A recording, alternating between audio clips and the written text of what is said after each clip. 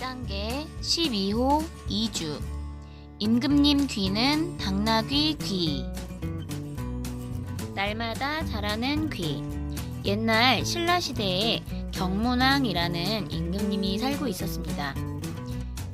임금님은 아주 인자하고 지혜로웠기 때문에 모든 백성들이 우러러 받들었습니다. 어느 날 임금님은 무심코 거울을 들여다보다가 깜짝 놀랐습니다. 이게 어찌 된 일일까요?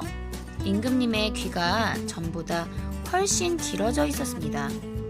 임금님은 그날부터 귀에 마음이 쓰여 하루에도 몇 번씩 거울을 들여다보게 되었습니다. 그런데 귀는 마치 대나무가 자라듯이 쑥쑥 자라더니 이제는 임금님의 머리 위로 불쑥 솟아올랐습니다. 임금님은 자기도 모르게 귀를 잡고 만졌습니다. 그럴 때마다 당나귀 귀처럼 크게 자란 귀는 임금님의 가슴을 섬뜩하게 했습니다. 이를 어쩌지? 무슨 수를 써야겠는데? 임금님은 창피해서 견딜 수가 없었습니다. 왕비는 물론 신하들도 만나지 않고 혼자 방에 틀어박혀 궁리를 했습니다. 그러나 좋은 생각은 떠오르지 않고 걱정만 더해 갔습니다. 그러던 어느 날 임금님에게 좋은 생각이 떠올랐습니다. 그래, 맞아! 두건을 써서 귀를 가리면 될 게 아닌가. 그러면 아무도 모를 거야. 임금님은 아무도 모르게 두건장이 영감을 대궐로 불러들였습니다. 여봐라, 고개를 들라. 임금님은 엎드려 떨고 있는 두건장이 영감에게 말을 건넸습니다. 두건장이 영감은 조심스럽게 고개를 들었습니다. 그 순간 두건장이 영감은 저도 모르게 앗! 하고 소리를 지르고 말았습니다.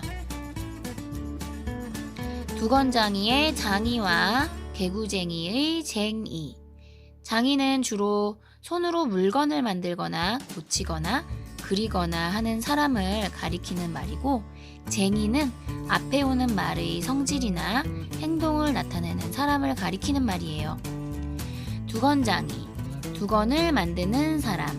양복장이, 양복을 만드는 사람. 옹기장이, 옹기를 만드는 사람. 간판장이, 간판을 만드는 사람. 개구쟁이, 짓궂은 장난을 많이 하는 아이. 변덕쟁이, 변덕을 잘 부리는 사람. 멋쟁이, 멋을 잘 부리는 사람. 두건장이 영감은 너무나 당황하여 얼른 고개를 숙였습니다.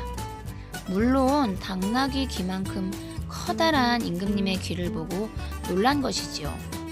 임금님은 기운 없는 목소리로 말했습니다.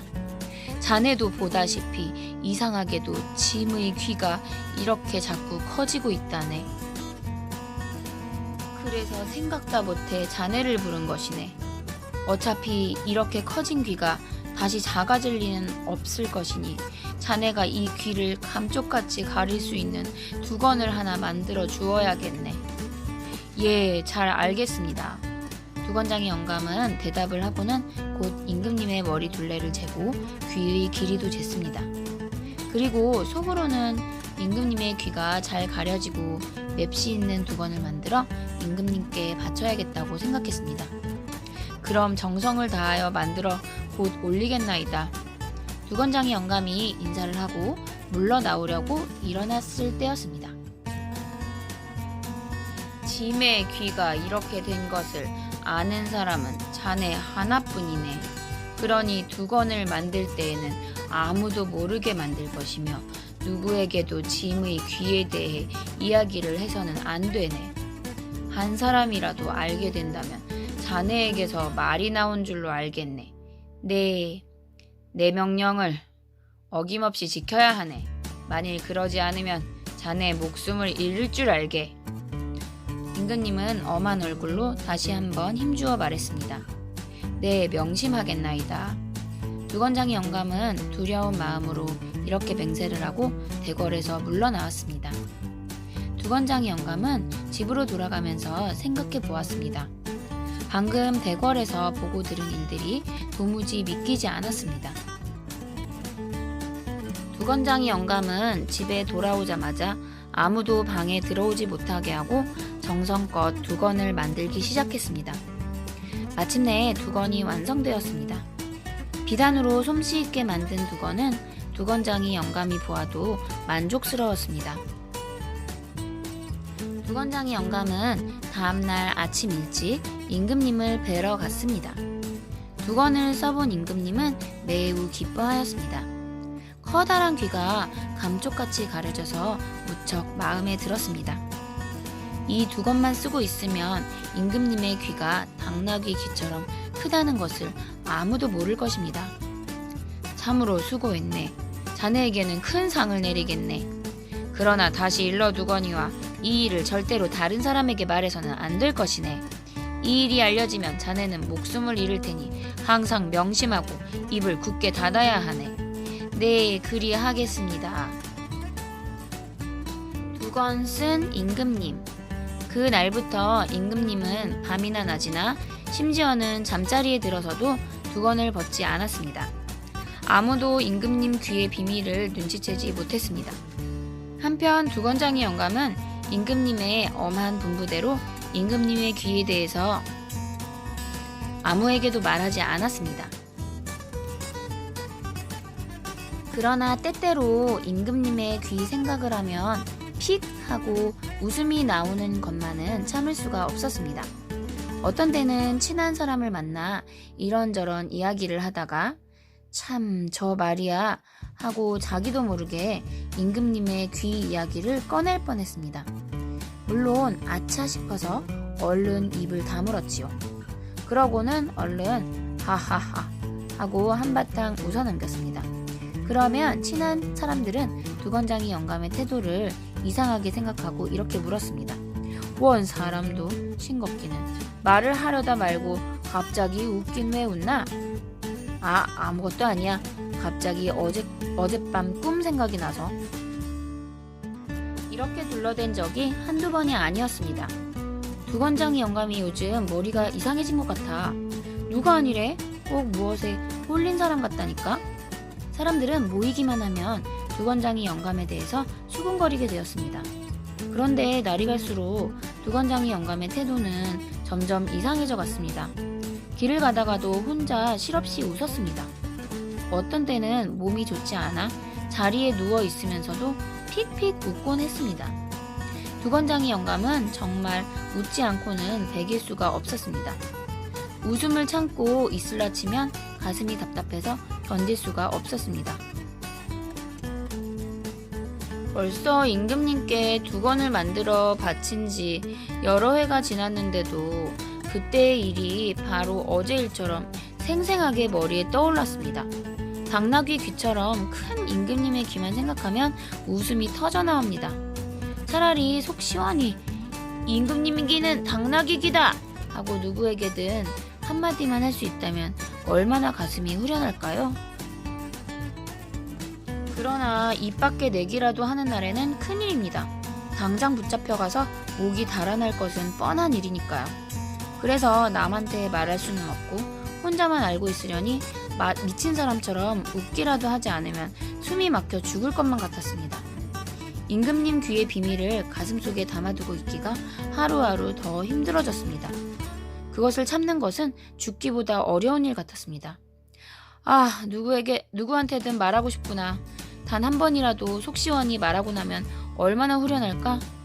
두건장이 영감은 이런 생각을 얼마나 많이 했는지 모릅니다. 이렇게 혼자서만 속을 끓이던 두건장이 영감은 시름시름 앓더니 마침내 자리에 눕고 말았습니다. 두건장이 영감의 아내는 걱정이 태산이었습니다. 여보, 혹시 근심거리가 있는 건 아니오? 있으면 말이나 해보시구려. 두건장이 영감은 마음이 약해져서 임금님의 귀 이야기를 할 뻔했습니다. 그러다가 소스라치게 놀라 입을 다물었습니다. 이러니 쉽게 병이 나을 리가 없었습니다. 그렇게 몇 해가 지나고 두건장이 영감의 병도 점점 깊어졌습니다. 이제까지는 참아왔지만 더 이상 못 참겠다. 죽기 전에 단 한 번이라도 그 일을 말할 수만 있다면. 마음속에 맺힌 원을 풀지 못하면 죽어서도 눈을 제대로 감지 못할 것 같구나. 그러다가 허뜩 이런 생각이 떠올랐습니다. 그래, 맞아. 꼭 사람한테만 말할 필요는 없겠지? 임금님 귀는 당나귀 귀. 어느 날 두건장이 영감은 굳게 마음을 먹고 집을 나섰습니다. 지팡이를 짚고 있는데도 몸이 후들후들 떨렸습니다. 죽을 날이 멀지 않았다고 느꼈습니다. 오늘은 무슨 일이 있어도 사람이 없는 깊은 산속에 가서 이제까지 속으로 앓던 이야기를 속 시원히 털어놓고야 말겠다고 결심했습니다. 두건장이 영감은 어느덧 성문 밖으로 걸어가고 있었습니다. 빨리 말하고 싶다. 하늘을 향해서든 수풀에 대고서든 말해버리고 싶다. 이렇게 속으로 생각하며 걸음을 재촉하였습니다. 한참을 가다 보니 저쪽에 우거진 대나무 숲이 보였습니다. 옳지, 저 속에 들어가서 마음껏 소리쳐보자. 두건장이 영감은 갑자기 기운이 솟는 듯하여 발걸음도 가벼워졌습니다. 두건장이 영감은 곧 대나무 숲 깊숙이 들어갔습니다. 바람이 불 때마다 싸그락싸그락 대나무가 서로 부딪히는 소리가 들립니다. 여기라면 됐다 싶어서 발걸음을 멈추었습니다. 그리고 만족스러운 듯이 빙그레 웃었습니다. 이윽고 두 손을 입에다 대고는 임금님 귀는 당나귀귀다! 당나귀귀! 하고 소리를 질렀습니다. 아, 그 상쾌한 기분이란 10년 묵은 체증이 단번에 내려가는 듯 하였습니다. 임금님 귀는 당나귀귀! 임금님 귀는 당나귀귀! 당나귀귀! 두건장이 영감은 연거푸 소리를 질렀습니다. 소리를 지르고 나니 어찌나 속이 후련한지 하늘을 날 것만 같았습니다. 이젠 죽어도 한이 없다. 오랫동안 가슴속에 묻어두었던 비밀을 털어놓고 난 두건장이 영감은 상쾌한 기분으로 집에 돌아왔습니다. 그날 밤은 얼마나 편히 잠을 잤는지 모릅니다. 그러나 며칠 후 두건장이 영감은 세상을 떠나고 말았습니다. 그런데 그 후로 바람이 부는 날에는 대나무 숲에서 임금님 귀는 당나귀귀 하는 소리가 들려왔습니다. 이게 무슨 소리지? 대나무 숲에서 나는 것 같은데. 그러게 말이야. 자네도 임금님 귀는 당나귀귀 하는 소리를 분명히 들었지?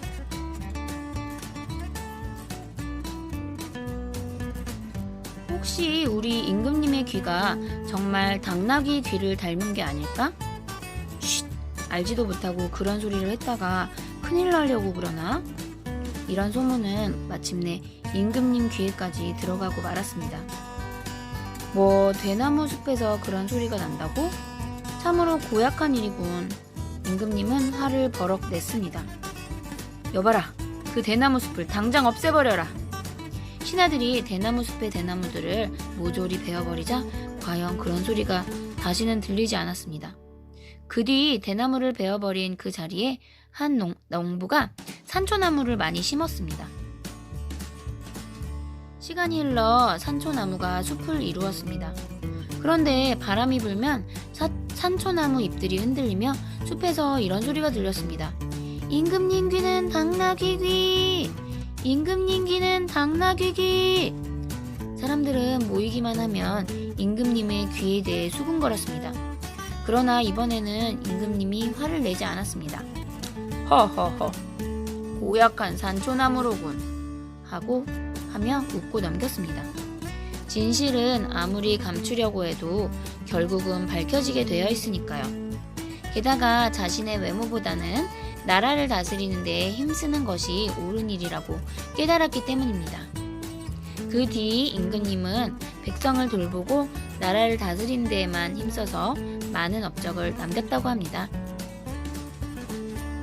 임금님 귀는 당나귀 귀, 재미있게 읽었나요? 세상에 완전한 비밀은 드물어요. 그러니까 창피한 비밀이 밝혀지지 않기를 가슴 졸이며 기도하는 것보다 남에게 창피한 비밀을 만들지 않는 것이 더 현명한 것이겠죠?